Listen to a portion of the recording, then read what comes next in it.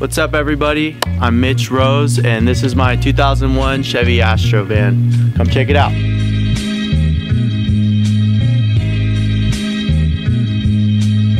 Alright, first I'm going to show you the back. Come check it out. First thing, when you do have this van, you got to have your own sticker for it. So this is the back of the van. So I'll start it off. Say if you ever want to cook or need a table for anything, come in, set this down, and you can put your stove top here, cook all your food, anything like that. So you need to get your handy pot, make some spaghetti, anything. I hang all my pots and pans back here because this is like the best utilization of space. If you ever live in a van or travel in a van, you'll know how much the littlest of space means to you. Over here, I got a bunch of storage and I keep a lot of propane and my stovetop, everything like that in here. Anything you really need, extra space. Countertop for anything, got a map on there. So this is the back of the bed. You can set this up two ways. You can either set it up from the inside, which is really tight. I always set it up from the outside. And you kind of have to move around a little bit, but these legs come down here, all these legs, and they post up here. There's some legs in the front that you have to adjust. And then this pad here slides over, and this back pad comes down, flattens out, and it turns into a big bed. It's all my blankets and clothing and all that stuff is going to be stored under my bed. Got a little handy dandy shovel in case you need to get someone out. Also, this bed was from my king size memory foam mattress, and I had to cut it all into a perfect little shape to get around all this AC box back here. It's also got a separate AC unit in the back to totally cool everything. But this was all hand sewed and stitched by my grandmother and myself, and also Ashley Lund. But yeah, all these pads were custom cut and sewed together with all this material that we found. So a lot of work and a lot of time into this. So on the top of the van, I got a roof rack for anything you need, skis, snowboards, ice chest, anything you really want to. You can slop up here, tie it down, and you're good to go.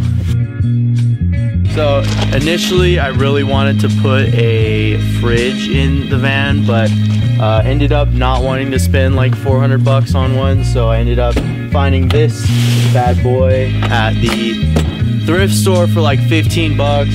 Super classic, keeps stuff super nice and cold. You just have to change ice every like 3 or 4 days depending on where you're at, but nothing special about that. And then on this side, this is where I usually keep all my food, forks, knives, plates, all that kind of stuff. And then over here is just another storage for more food, bread, books, all that stuff. And then under here I have a solar system, and it starts up at the top. There's two 100-watt solar panels, and those feed down into two 100 amp hour batteries and your 1500-watt inverter there. And that pretty much, I've plugged in my computer, laptop, my drone, all those batteries, and it didn't even show it was pulling that much energy, so you can pretty much run anything. I've tried running a coffee pot on it before and it worked fine, so it should do the job. This storage here, I usually put my like oil and fluids and all that kind of stuff, just extra storage. And then on the top here, that's where I usually keep all my toiletries and whatnot. You come into the inside, there's these lights here, and you can either turn them on this way, or I have a remote on this side that you can just press and they all turn on. It's all battery powered. None of it's linked up to the solar system at all. You don't have to worry about killing your batteries. Under here, there's the other legs to put the bed down, and then I have these little storage cubbies to put all my clothes and all that kind of stuff. And there's 3 of them down here.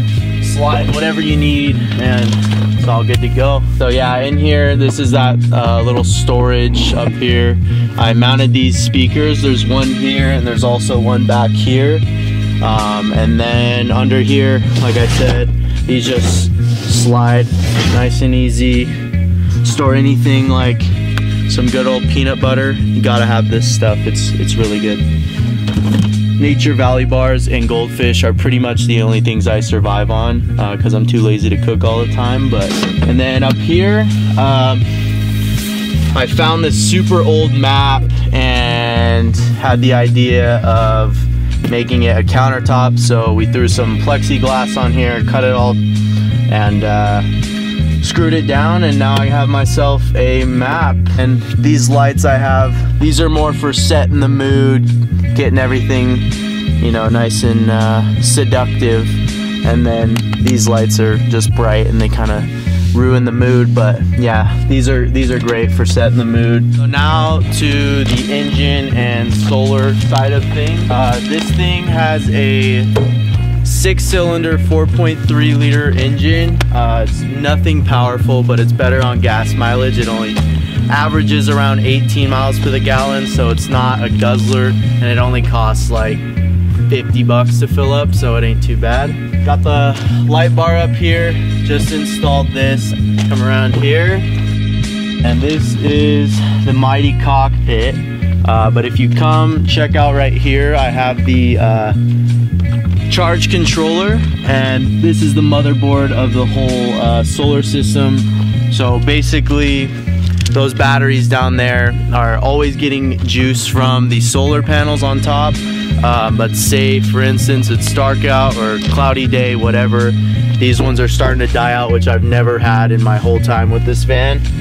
You can click on the load and it's actually ran towards the engine, and that battery in the front will start cycling back and charging your home batteries, and then vice versa. Say these batteries are full, your car battery seems to be dead, you can hit your load on, all that juice will start going from the solar panels, from these batteries into the front, and then you'll have a charged battery again. And then also, just in case you can't start that, solar panels aren't getting enough juice, I also have an external port where you could plug in and it'll directly charge the house batteries. So you kind of have any options. If you want to get a generator, or you have any form of electricity around you, you can plug right in and you're good to go.